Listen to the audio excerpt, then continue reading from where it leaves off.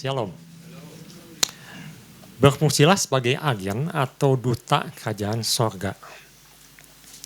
Ya, ini diambil dari 2 Korintus pasal 5 ayat 19 sampai 21, tapi nanti penekanannya adalah di ayat ke-20. Nah, mengenai soal duta atau perwakilan ini suatu yang menarik. Kan saya pernah membaca satu artikel yang ditulis di sosial media, di mana dia sedikit mempertanyakan bahwa kita ini terlalu sering membicarakan atau menuntut orang lain, khususnya wakil-wakil kita yang duduk di pemerintahan, yang mempunyai jabatan di pemerintahan, yang menjadi wakil-wakil rakyat.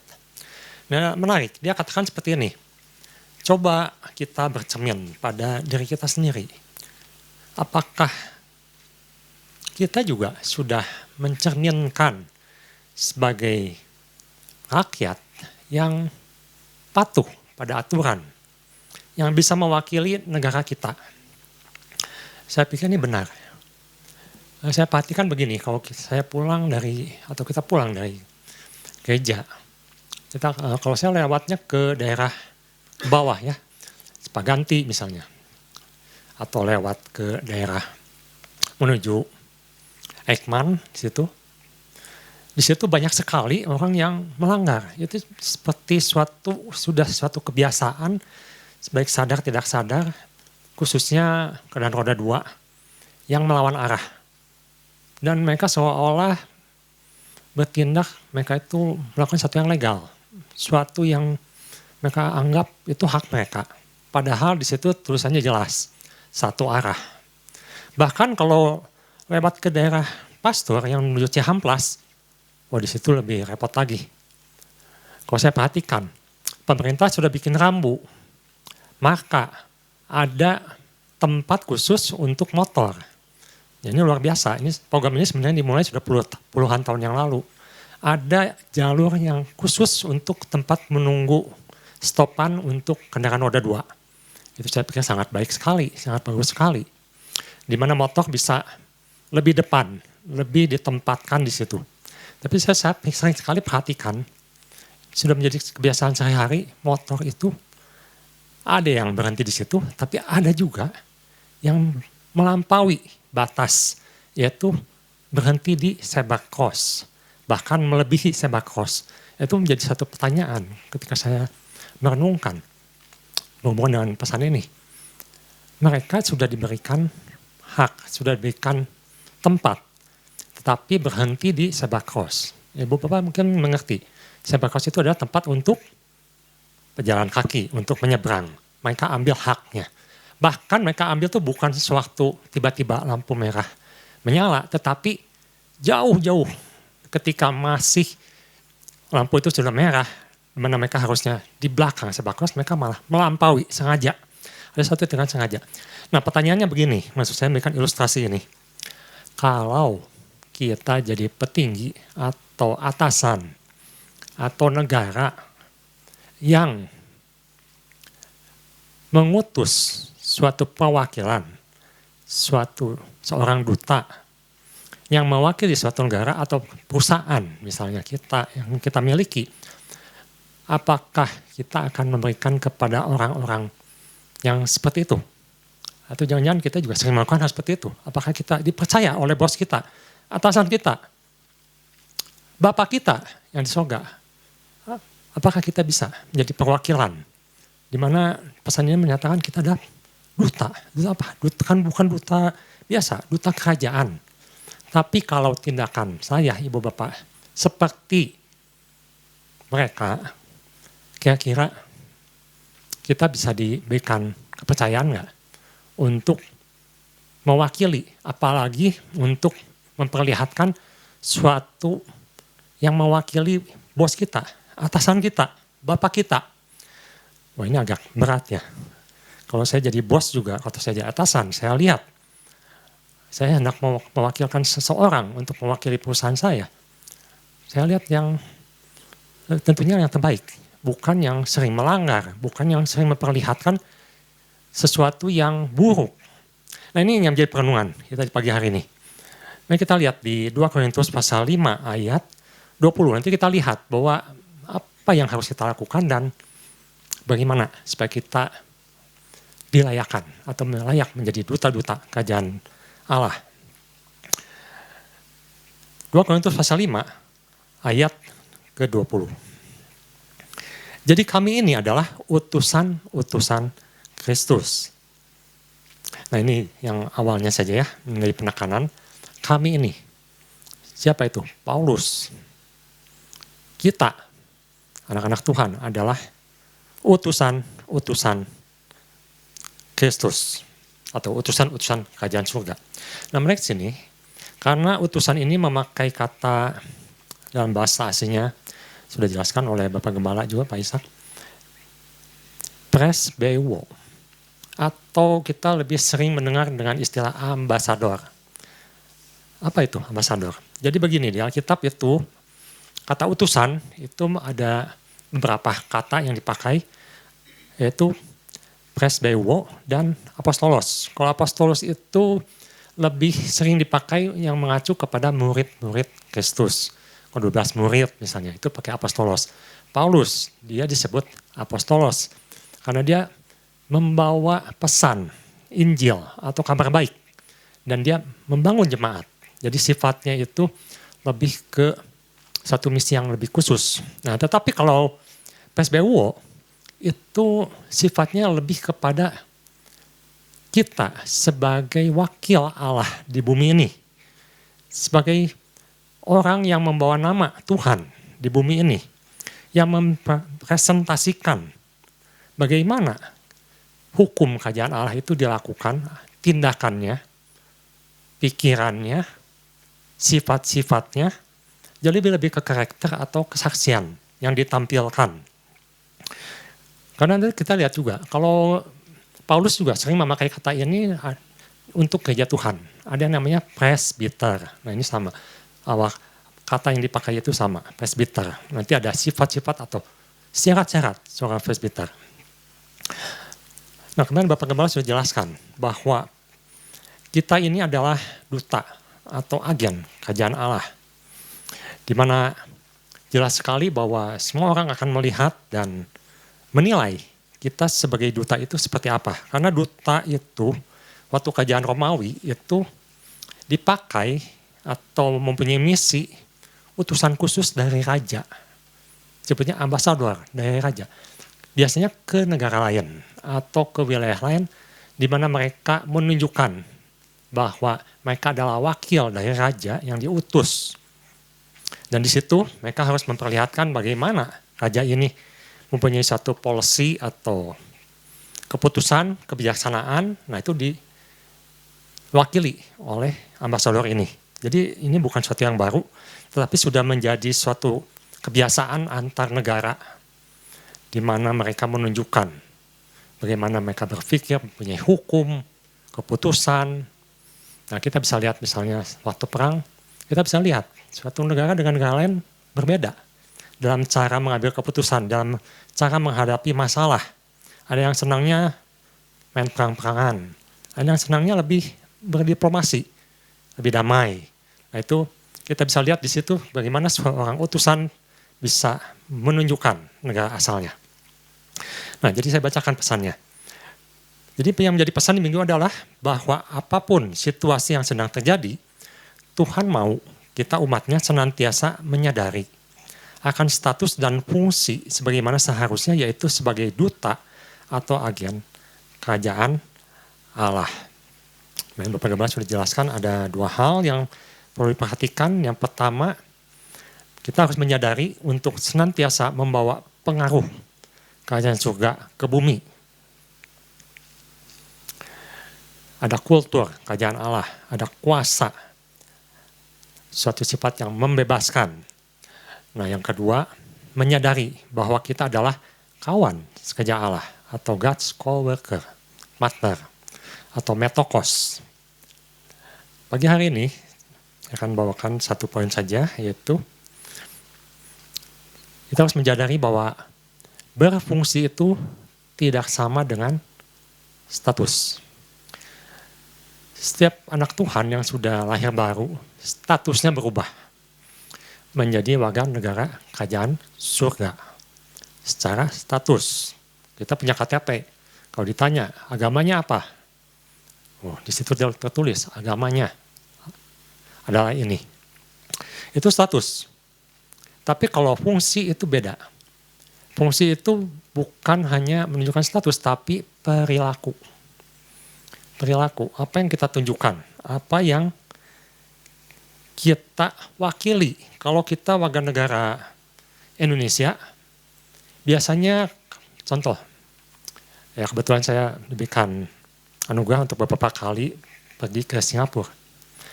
Nah di situ kita bisa lihat mana orang Indonesia, mana bukan orang Indonesia. Taunya dari mana? Dari logat, dari kebiasaan. Itu kelihatan, berbeda.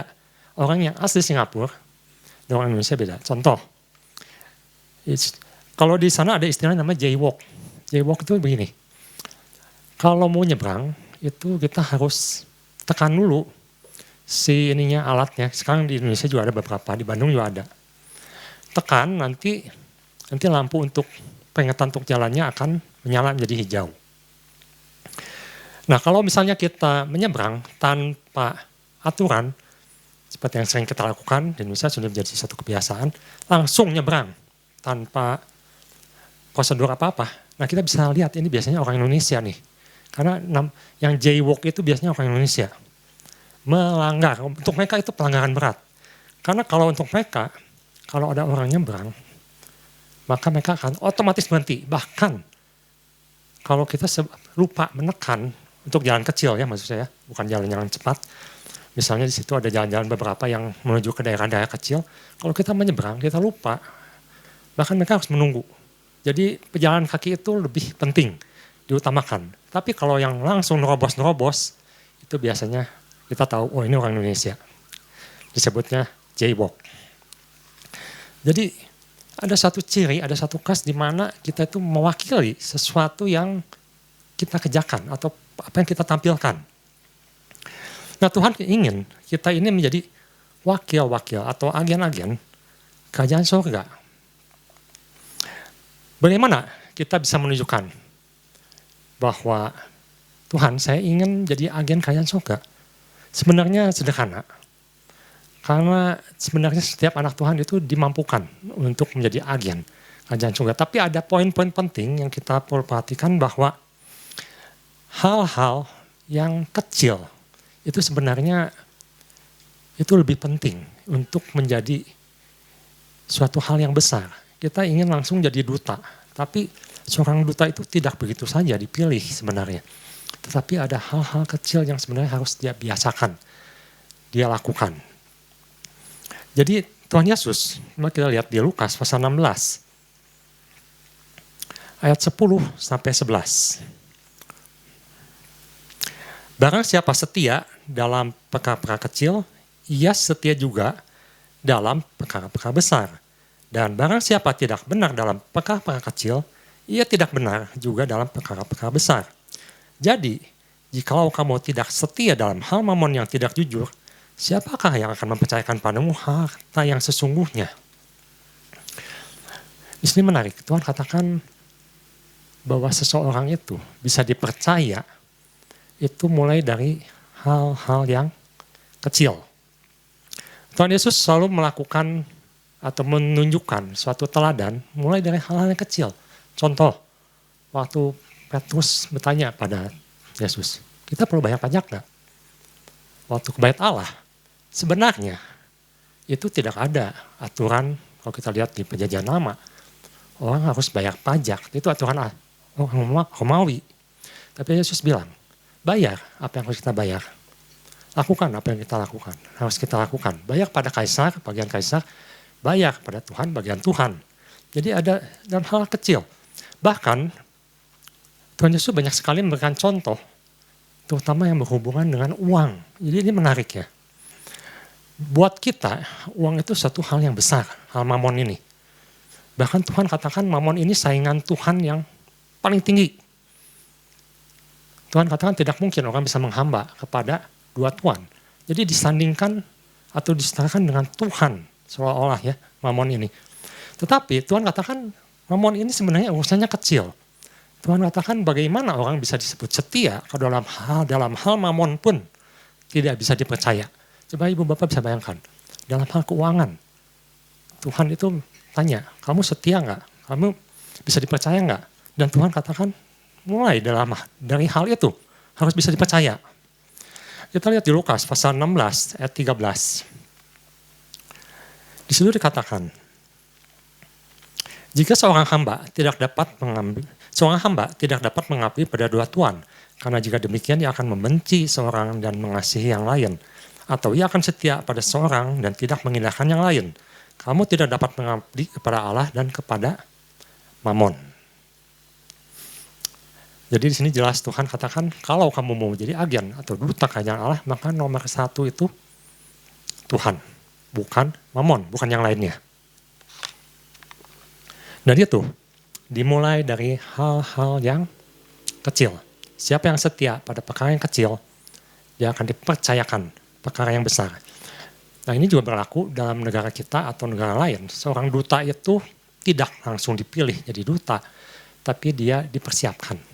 Dia lihat kualitasnya. Orang ini punya karakter yang bisa menampilkan negara kita enggak? Dia bisa menunjukkan kebijaksanaan yang kita ambil enggak? Dia bisa bersikap bijaksana enggak? Sehingga dua negara itu bisa dalam keadaan baik-baik, damai, tetapi bisa mencapai tujuan yang pemerintah inginkan. Jadi itu yang bagian pertama. Dimulai dari hal-hal yang kecil. Dan Tuhan katakan mulai dari mamon. Yang kedua, ini adalah masalah kesetiaan. Kesetiaan ini suatu hal yang gampang dibicarakan tapi sulit dilakukan. Tuhan katakan bahwa kalau kita lihat supaya lebih jelas kita lihat di Efesus ya. Ini yang Paulus katakan. Bagaimana Paulus memilih seorang pemimpin di dalam gereja yang dia pesankan kepada Timotius dan kepada Titus. Mari kita lihat 1 Timotius pasal 3 ayat 1-7. Jikalau seorang tidak tahu mengepalai keluarganya sendiri, bagaimanakah ia dapat mengurus jemaat Allah? Dan sebelumnya dikatakan bahwa penilik atau presbiter memakai asal kata yang sama, yaitu presbeuo, di mana itu adalah satu duta dalam sebuah gereja, dalam gereja yang disebut penilik jemaat, haruslah seorang yang tak bercacat, suami dari satu istri. Jadi dimulai dari unit terkecil, keluarga, suami dari satu istri, bukan 2 istri atau 4 istri. Dapat menahan diri, bijaksana, sopan, suka memberi pertumpangan, cakap mengajak orang, bukan peminum atau yang suka mabuk, bukan pemarah, yang kesenggol dikit marah, mainkan peramah, pendamai, bukan hamba uang. Dan diulang di sini ayat keempat, seorang kepala keluarga yang baik. Jadi ditekankan 2 kali mengenai keluarga ini. Disegani, dihormati oleh anak-anaknya. Jadi dimulai dari sesuatu yang kecil, unit terkecil dari keluarga dan kriteria lainnya. Jadi kita lihat di sini ada satu tuntutan sebenarnya dari Tuhan untuk seorang duta. Kalau begitu, mungkin sebagian dari kita bertanya, oh kalau gitu saya nggak usah jadi duta, saya belum mampu, saya belum bisa, saya ini belum memenuhi kriteria seperti itu. Nah, tetapi Tuhan katakan, kamu ini utusan. Ini bukan sesuatu harapan, tapi suatu status, suatu kenyataan yang Tuhan katakan bahwa kita ini anak-anak Allah. Kita ini adalah utusan-utusan Allah. Kalau begitu, pertanyaannya sekarang, bagaimana kita bisa menjadi duta Allah? Bagaimana kita mempersiapkan diri menjadi duta Allah? Itu yang lebih penting. Bukan saya tidak mau kalau gitu menjadi duta Allah. Karena ini adalah suatu kenyataan, suatu keharusan, bukan suatu permintaan. Nah, kita lihat Yohanes pasal 14 ayat 26.